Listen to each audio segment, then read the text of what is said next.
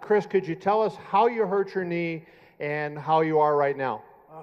Yeah, long story short, you know, both my meniscuses on both my knees would click into my joint every once in a while. It started becoming an issue, and I just had to get it taken care of. And so I got them scoped out, and knees never felt better. After the scope, how long before you were able to get back to activity? I was pretty. I can't tell you exactly. Maybe like a day or two. I was pretty much right back. Oh, really? Okay. Yeah, not to like sparring or anything like that, but you know, physical therapy and maybe the arm bike and stuff like that. But question for Vanderlei. Right in front of you, Vanderlei. If you can comment on sort of the fight you had with Chael, when it seemed like, you know, fighters are paid to fight in the cage and not fight outside, and it seemed like, you know, that was out of character for you. Can you explain your role in that and what happened? This is a bad situation, you know, and we're gonna finish this on July 5th, and we're gonna beat him so bad. Can you tell us what led you that day to start the fight in the gym? No, that day is like everybody's a man, no, and I am a man too. I don't like what he do with me, what his position with me in the show, no, and he touched me, and after you touch, you broke the rules. And then, can I ask a question to Rhonda, please? Rhonda, and you know what? Let me just jump in before we move on, because I just want to say this for the people that don't know what happened and the people that don't. They got into a physical altercation on the Ultimate Fighter Brazil. I don't fault either one of these guys. These guys don't like each other. You know, that's what makes fun TV, when people don't like each other. It was our production. The people who are running the production in Brazil, you don't ever let it escalate to a point where the guys put their hands on each other, and that happened to Brazil. They did that, and it's just as bad as it can get. So we take responsibility for that one, not them. We knew they didn't like each other going in, and they're professionals. That they fight for a living, but they hate each other. We knew that going in, and it wasn't stopped. That's on us. Thank you, Dana. And Rhonda, I want to ask you about your trip to Cannes and how that came about. And it seemed like it's a tough time for you with training camp around. Can you explain a little bit about how you got to go to Cannes and what that experience was like for you? I mean, it was, my camp officially starts tomorrow, actually. The 24th is 6 weeks out. And there was just a lot of fortuitous coincidences that all fell in a row that I would even be able to go to Cannes. It was kind of a last minute thing. I wasn't going to go at all. And, you know, it was really cool and interesting experience, but I'm just kind of not really focusing on the movie stuff or talking about it at all until July. I have one day of reshoots Entourage to do on June 3rd, and that's the only time I'm going to really think about movies at all. Hello, my first question is for Chael. I was curious how it feels to have the role reversal happening since that fight happened on The Ultimate Fighter.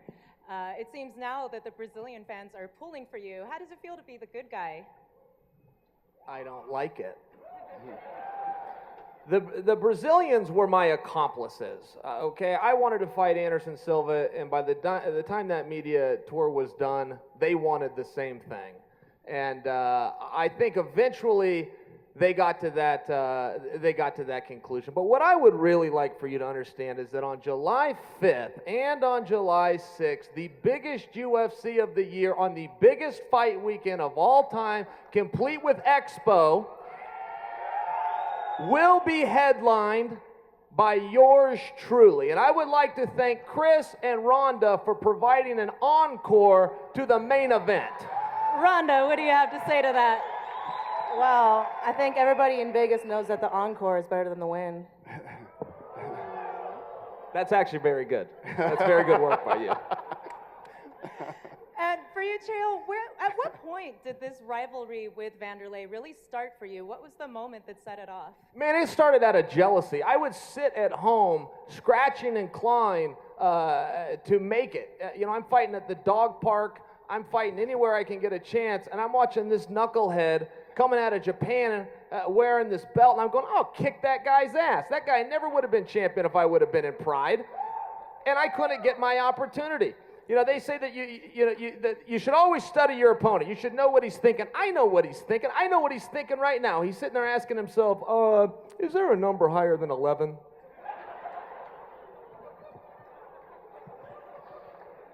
How'd you like that one, Rhonda? 11. It's 12. My next question is for Chris, the champ here. How does it feel for you to finally have put Anderson Silva in your rearview mirror and to move on to a new challenge? Does that give you a new spark in your mentality going into this fight? Yeah, definitely. You know, I felt in the second fight I had a lot of proof, you know, to get the first fight off my back. And even the second fight, you know, it definitely didn't end the way I wanted. But after being in there twice with him, and I feel like I dominated both fights pretty good, that I just knew I'm the better fighter. So I'm able to put that behind me and move on in the middleweight division. And I'm excited to fight Lyoto Machida. He's a tricky guy. I'm going to have to figure him out. And for Lyoto, for you, what would it do for your legacy to finally achieve both a middleweight and have the light heavyweight title in the UFC? O que significa para o teu legado você ter tido já o cinturão do meio pesado e agora o do peso médio? Na verdade, eu não estou pensando muito nesse aspecto. Eu acho que o meu foco é totalmente na luta e eu não estou pensando no que vai acontecer depois, se eu vou ter mais um cinturão ou não. Eu quero focar realmente no meu oponente. I'm really not thinking about that. I'm focusing on the fight right now. I'm not thinking about the belt. What I'm focused on is my opponent. Would it mean more to you to avenge Anderson's losses to Chris? E tem significado a mais você dar a revirada das derrotas do Anderson? Não, de forma alguma. Acho que cada um tem a sua carreira, cada um tem o seu meio de mostrar o seu trabalho. O Anderson teve a oportunidade dele e eu estou tendo a minha oportunidade. Acho que não existe nenhum sentimento de revanchismo aqui. In no way. I mean, everyone's got their own career, and this is my chance at the belt, so there's no sense of revenge. Hey guys, Ron Kruk with Inside MMA. A couple questions for BJ Penn. BJ, you've accomplished so much in your career. Right here, buddy, in front of you. There you go. But you're doing something that you never have in your 14 plus years, and that's moved to 145. Can you talk about why you decided to come back and why the move to 145? One day, me and Dana were talking, and you know, I wanted to come back and get try another fight with Frankie Edgar again. And I was talking to Dana. I was trying to see what fights there were out there. Dana said, "Why you want to come back?" I said, "I want to take another shot at Frankie, so I'll fight a couple of fights and get to him." And Dana said, "You know, there might be an opening now, but it's at a lower weight. So you make that decision and give me a call back." And before I hung up the phone, I knew the answer was going to be yes. So I'm just really excited how this all turned out. How are you feeling as you start the process? I know you still have time, but getting down to 145. I feel good. I feel skinny. I feel like Bruce Lee. BJ, win or lose, will you have another fight in the UFC? You know, I've had to answer that question a lot of times in my life, but right now we're just one fight at a time. One fight at a time and take it from there. With that said, just one follow-up on that. Do you have a way that, you know, you retired and then you came back, do you have an ideal way that you would like to walk away from the sport? And how do you want the fans here to remember you? I want everybody to know that, you know, I always came out here and I always you know, gave it the best shot I had, whether it went my way or not that night. And you know, fighting's my whole life, and you know, the UFC is my whole life, Dana, everything. And just remember me, I was here. Thanks for everything, Dana. Pleasure, brother. Thank you. Awesome answer. Thank you. One quick follow-up to Ronda Rousey. Ronda, yesterday, Dana White said that he believes you could take down Floyd Mayweather in a street fight. All right, wait a minute. Let's clarify this whole thing, okay? I got all the boxing guys going crazy on me. So this is how this went down. Joe Rogan was on ESPN. They asked Joe Rogan, "What do you think would happen if Ronda Rousey fought Floyd Mayweather?" And Joe Rogan said, "Depends on where the fight was. If the fight was in the street or the fight was in the cage, Ronda wins the fight, right?" So they asked me the same question. And I said, obviously, if she boxed Floyd, Floyd would tear her up in a boxing match. In a street fight or in an MMA fight, not only would she beat him, she would hurt him badly, okay? That's what I said. Now, Gareth Davies and a lot of other uneducated boxing guys don't understand about judo and grappling. And I was that guy once. I came from boxing, and I used to laugh at this. I used to laugh at this shit, okay? I'm not laughing anymore. Get hit with your first leg kick you've ever been hit with. Ronda will kick your feet out from under you and come down. She walks at what, 160? Okay, what, 155, 140? I don't know. What do you walk at? 148 this morning, Dana. Jeez. All right, well, she walks at 148, okay? If any of you, and I'm not dissing Floyd Mayweather, this is reality, ladies and gentlemen, okay? Floyd Mayweather is this tall. He weighs 135 pounds. She will hurt him badly. What do you sorry, think, go Ronda? ahead, Ronda. Any interest? It's never gonna happen. That fight's, are you kidding me? Can she answer? No. Yes, I'm kidding. Go ahead, Ronda. Why can't you guys like bait me into saying something nice? Like seriously. You would never report me saying something like, I think that Floyd Mayweather is the best boxer that's like ever lived, like actual technical boxer, because no one's gonna buy anything about me saying, hey, I like this other person, they're really cool. But, you know, yeah, of course, Floyd would box the hell out of me if we were in a boxing match, but I think that boxing is a limited form of fighting, and we're in a much less limited form of fighting, and so I've trained my whole life to prepare for things that, you know, he hasn't been prepared for. I mean, when he was fighting Maidana, he got kneed in the head and taken down. I mean, it's just not something that he's been trained to look out for. Okay, I'll finish with a positive. How was the experience with the Expendables 3? You told me that you were extremely excited to meet Sly Stallone and work with him. Talk about the experience. I just said a little bit ago, my only focus is beating Alexis Davis on July 5th, and all of July I will be doing the song and dance to promote Expendables 3, but right now the only thing I care about is beating Alexis. My whole fighting career and my whole Hollywood career depends on it. Richard Hunter, CBS Radio. Question for Chris Weidman.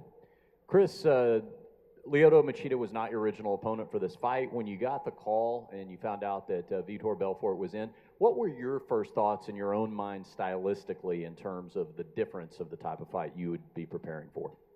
It didn't really matter. I knew Machida was at 185, and I knew at some point we'd be fighting. So it's going to be, you know, they're completely two different guys, but it doesn't really change, you know, my mindset at all. Question for Ronda Rousey. Ronda, you told me after your fight with Sarah McMahon that you and your coach Edmond had specifically talked about and worked on committing to a body shot, which of course is how you finished that fight. First time anybody ever seen you finish a fight without an armbar. Going into your fight with Alexis, do you see a similar approach in camp, that there might be something between you and Edmond, a new wrinkle in the game that you'd like to focus on? Well, mostly I'm focused on what I expect Alexis to do.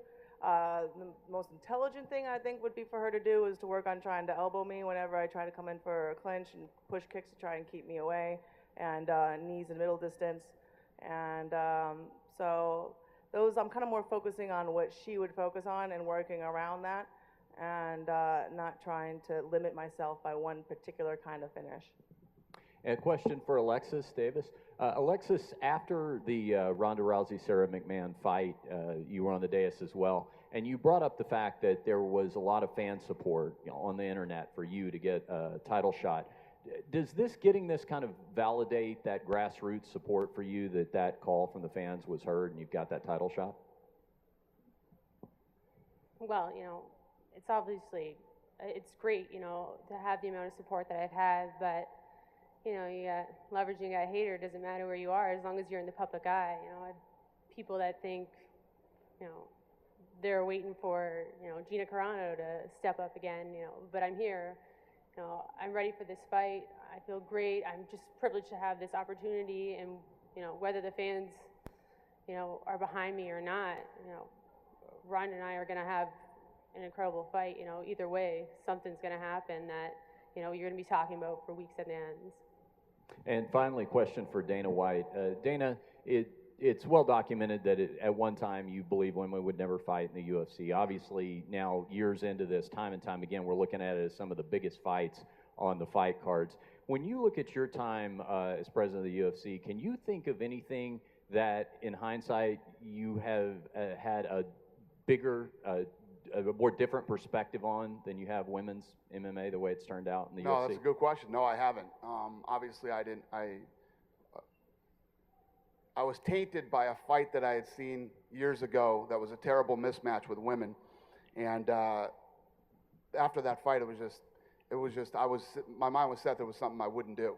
And then obviously, the sport has grown so fast, and there's so many people training in mixed martial arts now that you couldn't have ever imagined that the women would become as good as they have or become as big of a draw as they have. It's just a testament to how big the sport is and how fast it's growing.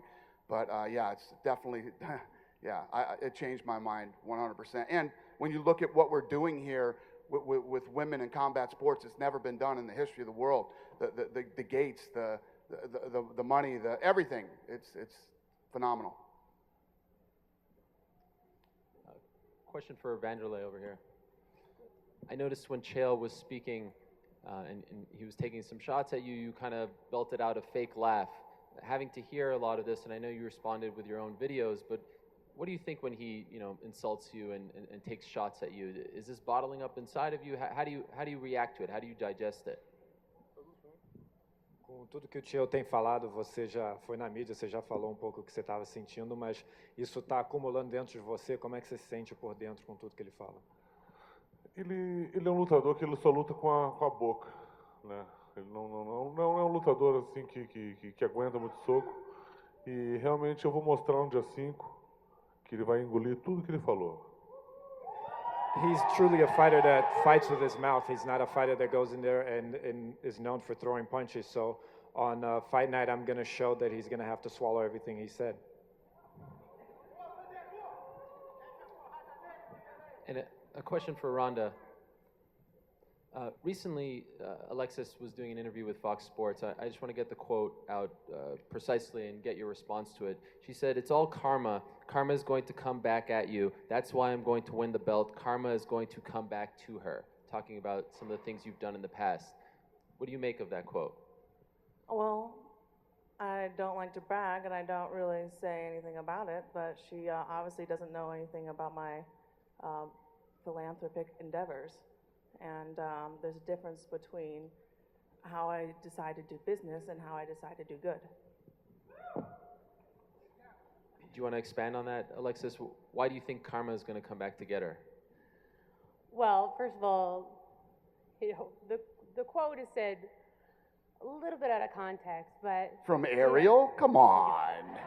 Come on. How is it said out of context? Just at the point of the interview, I was laughing at the fact of how well I am at talking crap. Obviously not very well at it. And I said, I just, for me, it's like I can't just say a bunch of crap about somebody else or anything like that, because for me, I'm like, I feel like it's all gonna come back to me. It's gonna be the karma that comes back on me. So I'm like, everybody's different. You can talk as much as you can. Obviously, it sells fights, but whether or not I can do it or not, it's obviously apparent to everybody else and to myself that I don't do it very well. So, Alexis, can you cite one thing that I've said about you? Yeah, you know what? And that's exactly actually what I said previously. Me, even with McMahon, or Liz Carmouche, you only heard, other than perhaps maybe Kim Kardashian and Cyborg, other than Misha Tate, that's pretty much what we've heard from Ronda. She's been pretty much respectful to every other fighter that she's come across with, and she's grown with the game. So you think she's been respectful towards you, though, right? Yeah, I haven't heard anything. Obviously everybody has their opinions on me or with anybody else, but that's just how it is. Okay. Any other out of context quotes you want to throw at somebody? I still don't think that was out of context, but I'll ask Lyoto one more. All right. Lyoto, because of what Chris did to Anderson, beat him twice, and how the last fight ended, is this fight personal for you because of how close you are with Anderson?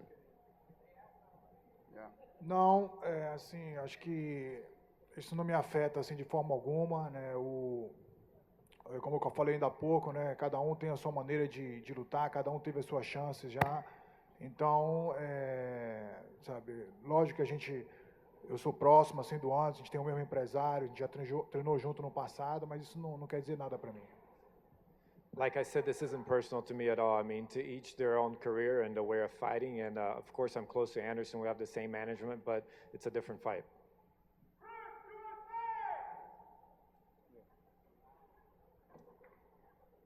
Gareth? Thank you, Ariel. Thank you, Ariel. A question for Alexis and Chris Weidman. Gareth Davis, uneducated boxing writer that's been covering the UFC for 8 years. No, I'll come to that in a minute. Chris and Alexis. Alexis, you went with the UFC to New York, to Albany recently to help them lobby to get mixed martial arts into New York State. How interesting was it? And can you give us a little insight into that? And then, Chris, could you explain perhaps how frustrating it may be for you as a UFC champion who's from that area not to be able to fight in places like Madison Square Garden? You know, it was a great experience. You know, you wouldn't believe, you know, and I only seen a part of it, the amount of steps that they have to go through in order to get this to come through, in order to get MMA into New York. And just the amount of dedication that the people have, it's incredible. And I'm really hoping that, you know, I'd love to go back and go to fight, that I have that opportunity, you know, that any one of us can go back to New York or go to New York and have that fight. You know, it's New York. Why is MMA in New York? You know, it's a huge seller. It's just ridiculous. Yeah, obviously I'm from New York, born, raised, still live there, train there. It's disheartening, you know, it doesn't make any sense at all. You can fight pretty much anywhere in the world, and you can't fight in New York, which used to be the mecca of fighting, you know, with the boxing fights and stuff like that. So it's a complete joke, and it got to the point where it's past frustrating. It doesn't make any sense. You know, anybody I talk to within the politic game is very supportive, but it comes down to, you know, one guy, right? I would think we're all on the same page. And the Las Vegas Culinary Union. Yeah, so it's just honestly, it's just dirty politics carrying over right into New York, and now we have two champions from New York, and for us not to be able to fight and give the fans in New York, you know, a show that they deserve. I mean, there's so many reasons. Obviously, the economic impact that's going to bring to New York. I mean, there's so many reasons why it belongs there. But as far as for me, it's a dream for me to fight in New York. I definitely want to fight there, so it stinks. Thank you. Quick one for BJ. Excuse me. Thank you. Chris, thank you very much. Chael, we're talking about men and women fighting here. Now, a little birdie told me that you and Ronda had a fight in Los Angeles one night. Maybe you could tell us a little bit about it. So Ronda and I go to dinner, and I'm asking her a question about a foot sweep, a judo foot sweep.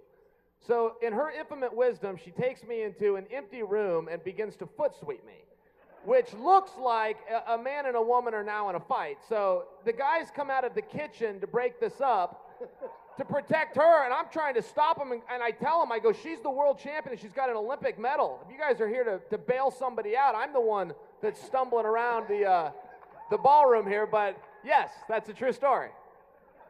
And I could have taken her, Gareth, I just had to get my footing.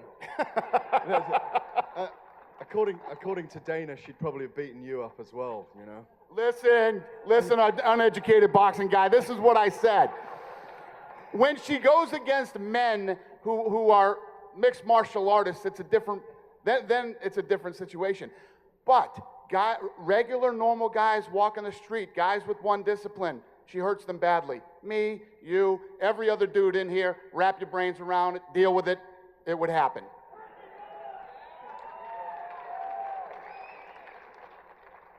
I hear you, I've dealt with it, and you're right. Thank you.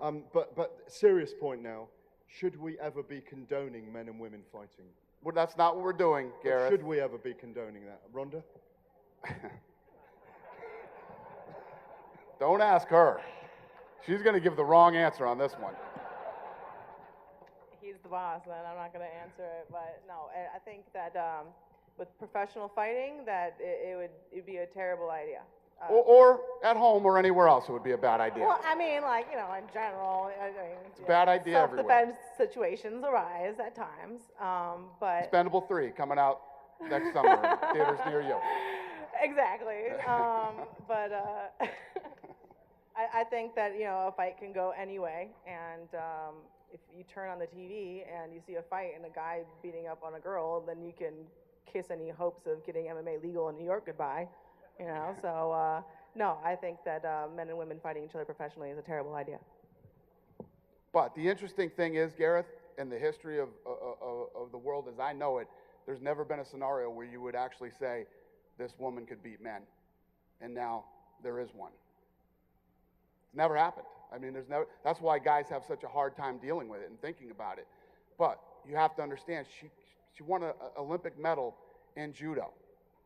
And I'm not condoning anything, but she has fought men. She has done it, and she's a game changer. Charges were dismissed. That's why women are here now. She's a game changer. Period.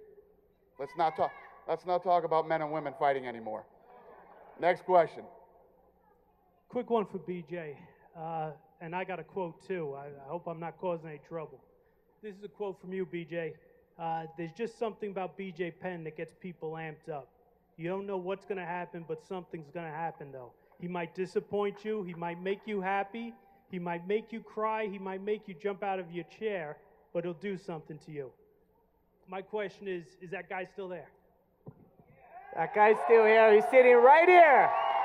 He's right here, everybody.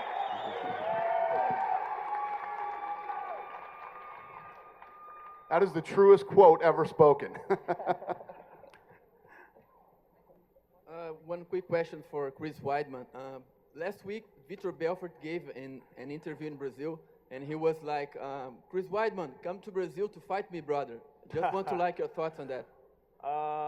Vitor, come to Las Vegas and fight me. But now, all kidding aside, fighting Lyoto Machida, forget Vitor. You know, Vitor could wait on the sidelines and do whatever he has to do. Queria perguntar uma para o Vanderlei também, em português. Muita gente está dizendo que o Chael Sonnen acabou ganhando os fãs brasileiros nesse The Ultimate Fighter Brasil. Queria saber se você acha que teve um pouco disso. Hold on, Vanderlei. Hold on. Go ahead. The question was, a lot of people have been saying that Chael's won over a lot of the Brazilian fans after the Ultimate Fighter in Brazil, and what Vanderlei thinks about that. Só perguntar para os brasileiros que estão aqui, quem vai torcer para ele aqui?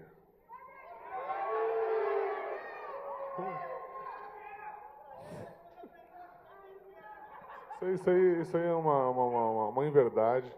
Na verdade, o público está comigo. Vocês vão ver a arena lotada aqui. No dia 5 de julho, vai estar todo mundo torcendo para mim e eu vou dar vitória para todos nós. That's not true. I think the crowd's going to be behind me, and on July 5th, I'm going to take the win home. Hi, my first question is to BJ. BJ, you were in Brazil and you said that you're gonna, do your training camp over there with Aldo and Barão and Nova Leão team. Are you going to Brazil? Yeah, I'm. We have our tickets. Everything we ready. We set to go. I am getting a little bit of flack from my family at this point now, from my wife and my mother about going down there with just everything kind of been happening down there with Shogun and everybody. So they're trying to talk to me, but I'm just trying to keep myself as stress-free as possible, and we got a couple of big decisions to make over this next 3 days. Ok, minha outra pergunta vai ser em português para o Vanderlei. Queria que você falasse um pouco da sua lesão, né, que fez com que a luta fosse adiada. Como é que ela está? Como é que está a sua recuperação? Não estou bem, estou entrando. Vanderlei, talk about your injury that forced the fight to be postponed and how you feel. Estou me sentindo muito bem, estou pronto, estou me sentindo na melhor fase da minha carreira e todos podem esperar um melhor Vanderlei Silva de todos os tempos para o dia 5 de julho. I feel very well right now. I feel like I'm in the best phase of my career, and you can expect the best Vanderlei on July 5th. E eu queria saber do Lyoto. Lyoto, o Brasil tinha vários cinturões, agora os 2 únicos cinturões são do José Aldo e do Renan Barão. Você acha que é uma pressão a mais para você ter que recuperar esse cinturão? Se a gente vê o povo brasileiro aqui torcendo, pedindo, então, você sente uma pressão a mais por conta disso? for Lyoto. Brazil had many belts before. Right now, there's only 2 with Jose Aldo and Renan Barão. Is there an added pressure of fans from Brazil wanting another belt for the country? A pressão sempre vai existir, mas eu procuro transformar essa pressão numa motivação. Isso é para mim uma motivação para trazer esse cinturão para o Brasil. There's always pressure, but I changed that pressure into motivation, and this motivation is to bring that belt to Brazil. Hello, from Vampiro from El Octágono, Hispanic media. Ronda, I know you are a very professional fighter and you would fight anyone, but have you really think about Gina Carano, fighting Gina Carano? I mean, Gina is the person that made me aware that women's MMA even existed. So she was the first person I ever thought of fighting. But right now, my only focus is on Alexis. If I don't beat Alexis, then I'll have no chance of ever fighting Gina. So I almost feel like I have to beat Alexis to be able to keep my belt. I have to beat Alexis to be able to keep my career, and I have to beat Alexis in order to maybe one day having that opportunity to fight Gina. But it all depends on me beating Alexis first. Thanks. Dana, what about Anderson Silva? Is he's going to be enough good to get back next year? We know he wants to come back. He's a fighter. He's a natural born fighter. Right. But what do you think about him, about his injury? Yeah, his recovery has been unbelievable. I mean, I told everybody, Lorenzo and I went down there and saw him a couple months after the surgery, and I couldn't believe what I saw when I went there. I was blown away.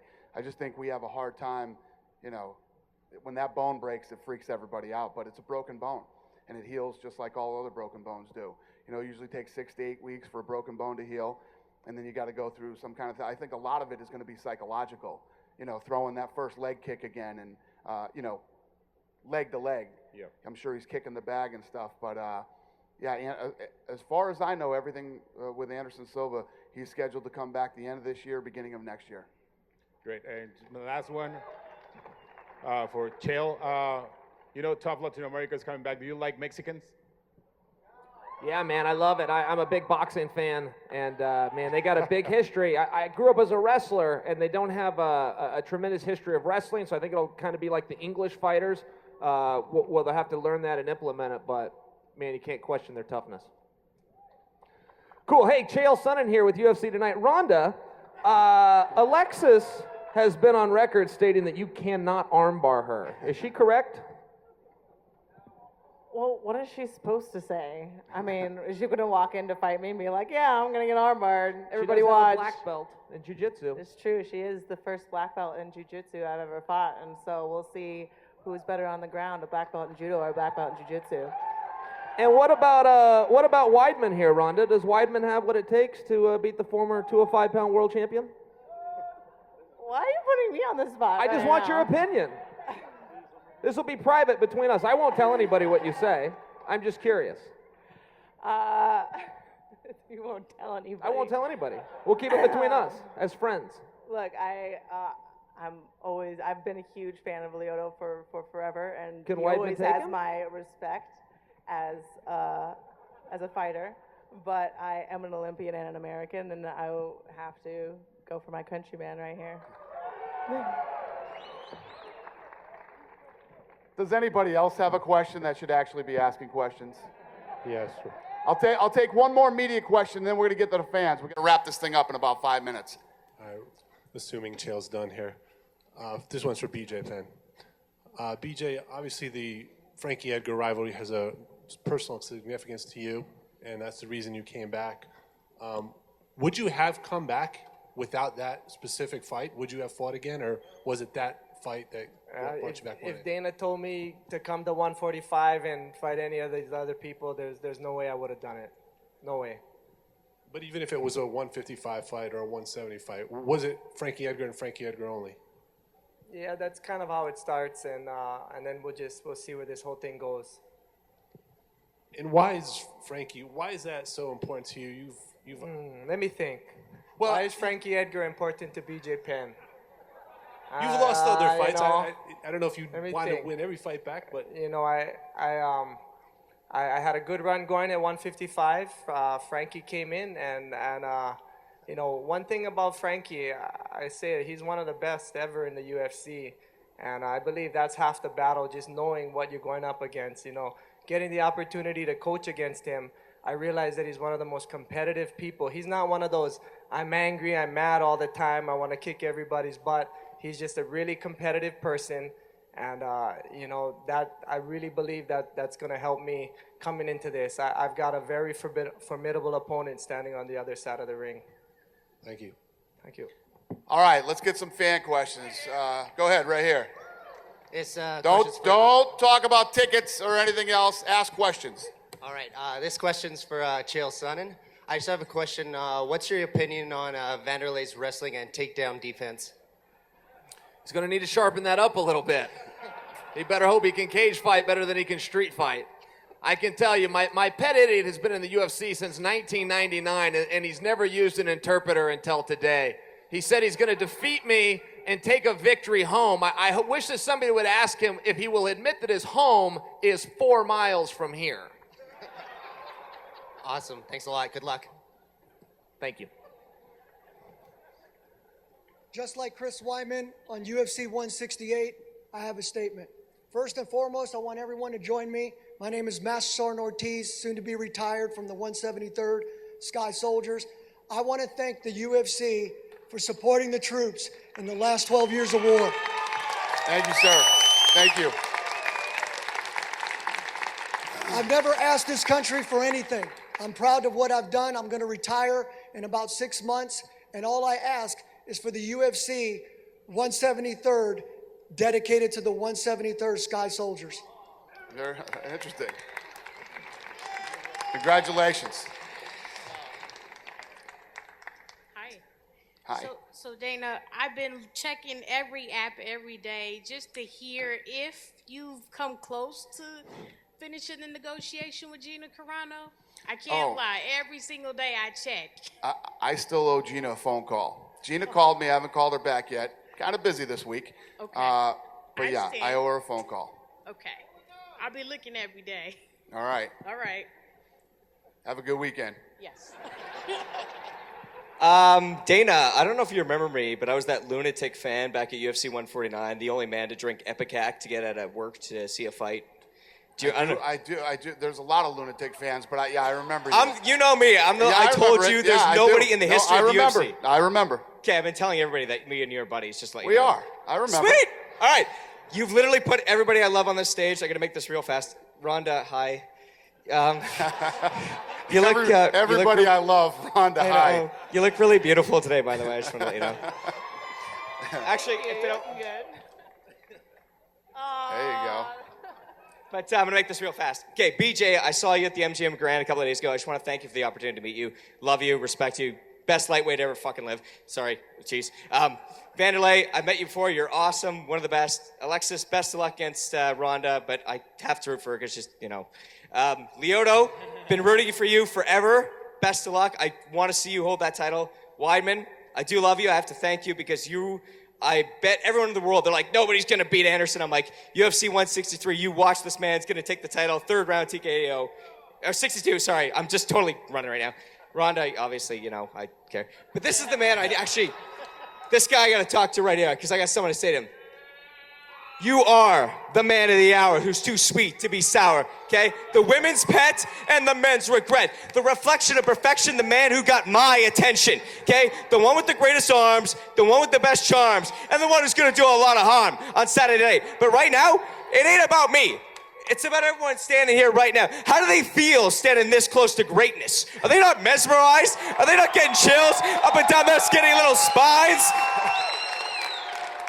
For the first time ever, witnessing Chael Sonnen in Chael's building with Chael's people, okay? This man eats T-bone steaks. He lives barbell plates. He is sweeter than a German chocolate cake. And all I gotta say is, when you're the greatest fighter in the world, they got the name for you. They don't call you a great fighter. They call you? They call you Chael Sonnen. You're damn right. Beat him if you can. You're damn right they do. Outstanding. It's gonna be one more in the highlight reel, one more in the win column, and one more for the bad guy. Ladies and gentlemen, my brother, give him a hand. Hey, I flew him all the way in. Read this book. I don't know if anyone's read this book. This is a masterpiece. This belongs in museums. And, hey, listen, I love you. We got like 2 minutes here, all right? 2 seconds. You are Chael Sonnen Jr. Good to see you. Hey, I got a question for Dana, and it actually doesn't have to do with tickets. My father flew here from India and brought me here for my freaking 21st birthday. Can't Happy be birthday. a better weekend than this. And all I want for my 21st birthday is a picture with you. Me? You. Done. Done. That's easy. All right, I'll see you after. Yeah. And Chael, where'd you learn to perfect those soccer skills you were able to show Vanderlei up with on TUF? I appreciate you watching. I was on fire. You must have a prescription to Fight Pass, which all of you should get too, fightpass.com. Thanks for bringing that up, pal. Come on down to the front. Wait right there. Next question. So my question's for Chael. Chael, what exactly are you going to do to Cyborg, Vanderlei, at UFC 175? I can tell you, I'm going to give him a beating. And I like it. The tougher he talks, the more he makes me think he's not going to show up. Every time he's humble, I think he gets closer to signing the contract. But, generally he grows confidence when he's got numbers on his side.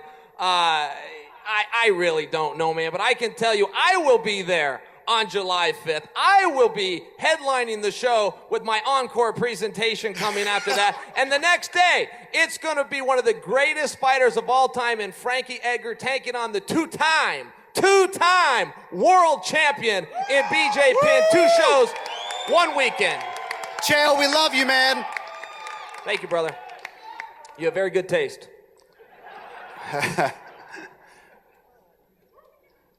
Ronda. All right, so there's a collection of guys back there. We're all wanting to know, what's your update on this history? Are you dating? Are you still available? I don't want people to get in the habit of thinking my business is their business, but yeah, I'm not on Tinder right now. Yeah, I'm not surfing Tinder, if you know what I mean. She has a boyfriend. Next question. Minha pergunta é para o Lyoto Machida. Primeiro dizer que eu vim do Rio de Janeiro para assistir sua luta aqui amanhã, mas infelizmente a luta foi adiada. Vanderlei, um prazer também estar aqui com você. Minha pergunta é para o Lyoto, essa diferença de estilos entre karatê e o wrestling, você tem alguma vantagem em cima do Chris Weidman sobre isso? Isso vai ser a sua tática. E queria aproveitar também de pedir uma foto para o Vanderlei e para o Lyoto também, por favor. The question for Lyoto, speaking on the difference of styles between karate and wrestling, what's the advantage of karate over a wrestler? Eu acredito assim que, como é uma luta de MMA, né, quem conseguir tirar o melhor proveito disso tudo, ou o wrestling do Chris Weidman, ou a minha luta em pé, o meu karatê, e tudo vai ter uma vantagem sobre isso, entendeu? Então é muito difícil você prever uma luta dessa, é muito difícil porque tudo pode acontecer. O Chris Weidman é um cara que já mostrou que luta em pé também, né, que já nocauteou, luta no chão, já finalizou. Então, como uma luta de MMA, eu não posso prever nenhuma situação dessa. It's an MMA fight, so it comes down to whoever can use your discipline better in the fight. And he's shown that he can fight on his feet. He can have submissions on the ground, so anything can happen in MMA. Ok, obrigado. Vamos estar torcendo para você lá no Rio de Janeiro. E Vanderlei, estamos juntos também com você. Obrigado. Puder tirar uma foto com vocês, eu agradeço. Com certeza. All right, last 2 questions. Hi guys, how are you? My son, this question is to Dana. My son went to your event in Brisbane, Australia, December the 7th, and he said it was the best event he's ever been to in his life. And I'm just asking a question. You were going to Melbourne, Australia, but I read about that in the Melbourne Sun. But my question is there any plans coming back to Australia in the near future? Yeah, absolutely. Australia is an amazing market for us, and yeah, we're working on the issues there just like we are in New York. But the answer is yes. It's a huge market for us. We're very dedicated. You know, we're going to New Zealand coming up soon here. The answer is yes. That fight was Mark Hunt and Bigfoot Silva, wasn't it? He said, yeah. Yeah, that fight was, that was a treat. That was a good one. He said that there was just, the atmosphere was fantastic, but they say it's better in Las Vegas, but the Aussies aren't too bad, are they? No, not at all. Aussie! That's awesome. Thank you very. All right, buddy. We'll be back. Thank you very much. Tell your son thanks. Hi, Rhonda. Can I send something quick and then ask a question, please? Okay. First, I paid to see UFC 173 to see Whiteman, Chael, Lyoto, and Vanderlei, but they changed everything, so it was kind of sad. And then, well, yeah, it was pretty sad. So I couldn't change it, so I came here. So now I'm talking to Chris, Rhonda, Chael, Lyoto, and Vanderlei, and everyone. So it's a really good experience. So, but I cannot see Chris and Chael, Vanderlei, and Lyoto fight. So it's quite a sad thing. Well, my question is for I'm so confused right now. Go ahead, ask your question. I like what he's wearing. I want to say that the question is for Weidman. Weidman, you just got Fighter of the Year honors. So what are your aims right now? You're now fighting Lyoto, an excellent fighter, knockout artist. So what are your aims for the fight against Lyoto? Aims? To win. You know, whatever it's going to take to win, whether it's a submission or a knockout, I'm going for the finish. So that's really it. Best fighter ever. Thank you. Love you, buddy. Great questions. Pat Barry. That was the last question, but here we go. I have an idea. This isn't going to be good. What could you possibly want to ask? I was just wondering. I'm sorry for being late. I was just sorry, everybody, for keeping this going. I was just wondering. I never got a phone call from Brock Lesnar, and he's my friend, saying that he asked you to convince me to retire. But I was just wondering if that phone call ever really happened, because I didn't get the text message yet. Yeah, I didn't call you either. Just wondering. Everybody's like, because I didn't hear from him, and I called him and he hasn't answered yet. So, Brock, answer your phone. Brock loves you. Have a great day. Ladies and gentlemen, thank you so much for coming. We appreciate it. We're going to get this stuff out of here for photo ops and stick around for the weigh-ins.